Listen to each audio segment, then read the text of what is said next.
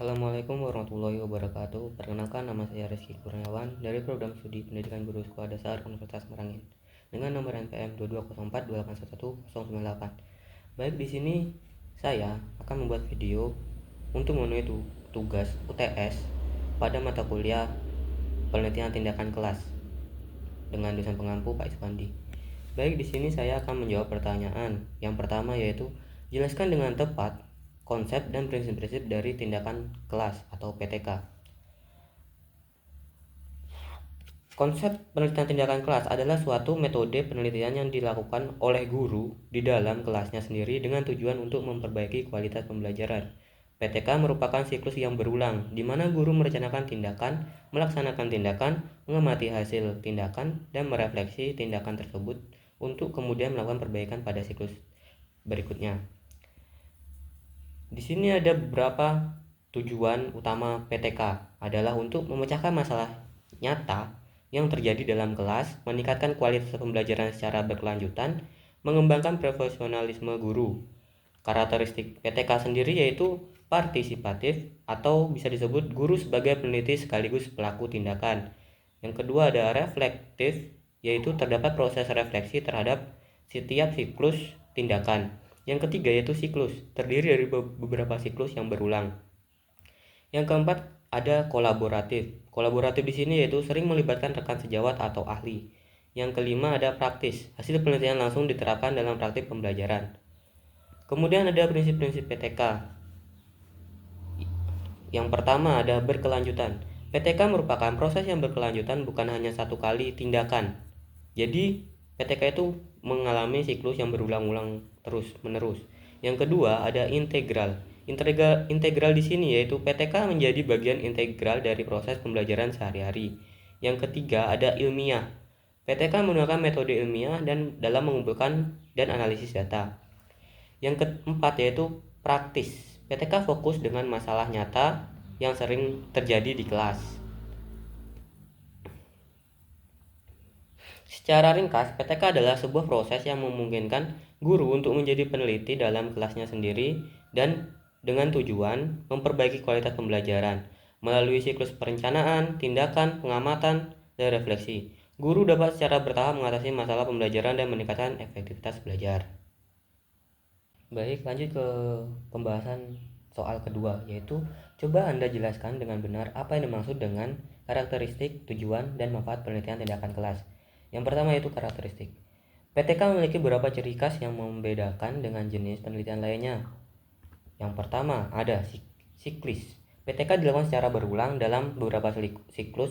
Setiap siklus terdiri dari perencanaan, tindakan, pengamatan, dan refleksi. Yang kedua ada reflektif. Reflektif di sini yaitu proses refleksi sangat penting dalam PTK. Guru akan terus-menerus mengevaluasi tindakan yang telah dilakukan dan mencari cara untuk memperbaikinya. Yang ketiga yaitu partisipasi, yaitu guru sebagai pelaku utama dalam PTK. Mereka tidak hanya sebagai peneliti tapi juga sebagai pelaku tindakan langsung di dalam kelas. Yang keempat yaitu kolaboratif. PTK sering melibatkan kerjasama dengan rekan sejawat, ahli, atau bahkan siswa. Yang kelima ada praktis. Hasil penelitian PTK langsung diterapkan dalam praktik pembelajaran sehari-hari. Yang terakhir yaitu berfokus pada masalah nyata. PTK bertujuan untuk mengatasi masalah-masalah konkret yang terjadi dalam kelas. Yang kedua yaitu tujuan penelitian tindakan PTK. Tujuan penelitian tindakan kelas atau PTK. Tujuan utama dalam PTK adalah meningkatkan kualitas pembelajaran. Lebih spesifiknya, PTK bertujuan untuk memecahkan masalah pembelajaran, meningkatkan efektivitas pembelajaran, mengembangkan profesionalisme guru, meningkatkan kualitas hasil belajar siswa. Yang ketiga yaitu manfaat penelitian tindakan kelas. PTK memberikan banyak manfaat baik bagi guru, siswa, maupun sekolah. Yang pertama itu bagi guru. Bagi guru itu dapat meningkatkan kompetensi profesional, memperkaya pengetahuan tentang pembelajaran, mendapatkan kepuasan dalam hasil penelitian pembelajaran, meningkatkan motivasi dalam mengajar. Yang kedua bagi siswa. Bagi siswa yaitu meningkatkan kualitas pembelajaran, mendapatkan pengalaman belajar yang lebih menarik, meningkatkan prestasi belajar. Dan yang terakhir bagi sekolah yaitu meningkatkan mutu pendidikan, menciptakan budaya belajar yang kondusif, mendukung pengembangan sekolah sebagai tambahan belajar. Baik, lanjut ke soal berikutnya, yaitu nomor 3, yaitu uraikan apa yang dimaksud dengan fenomena masalah dalam penelitian dan jelaskan bagaimana cara menentukan masalah dalam penelitian tersebut, khususnya dalam PTK.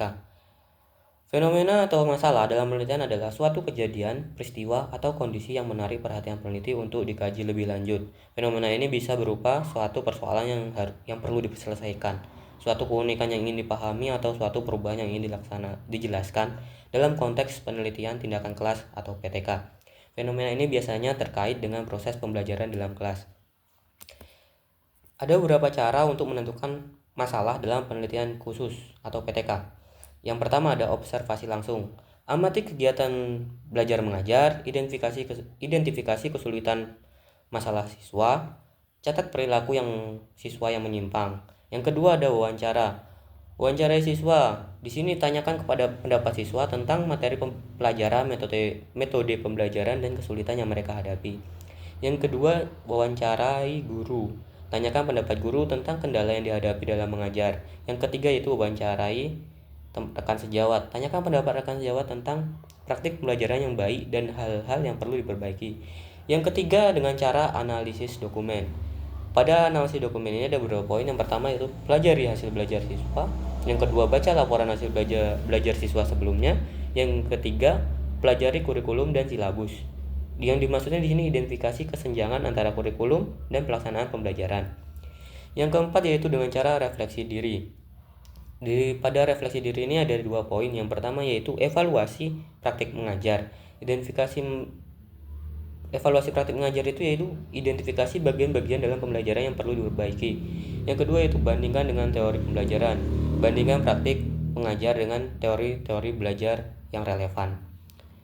Di sini ada contoh fenomena dalam PTK, yaitu siswa kesulitan memahami konsep tertentu. Misalnya, siswa kesulitan memahami konsep pecahan dalam mata pelajaran matematika. Nah, itu bisa jadi suatu fenomena masalah yang dapat kita teliti. Apakah metode pelajarannya yang kurang atau memang dari siswanya sendiri. Cukup sekian yang dapat saya sampaikan. Kurang dan lebihnya saya mohon maaf.